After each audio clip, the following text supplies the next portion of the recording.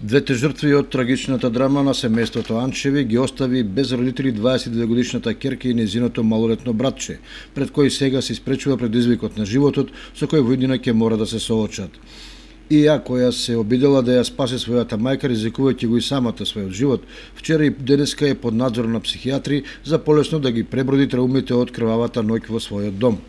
И по оваа семејна трагедија ќе останат неодговорени многу прашања што тоа се случува во општеството кое до пред неколку децении функционираше речиси безпрекорно.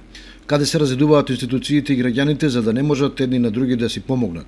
Кој е одговорен и чија должност се случаите кои бараат или на кои им е потребен посебен третман од нив?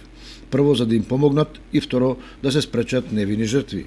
Ако соседите велат дека ситуацијата во поширокото семејство Анчеви е таква што нема кој да го погребе, тогаш социјалните работници сигурно треба да се запрашаат што е тоа што доведува до драматично и драстично раслојување меѓу членовите во него.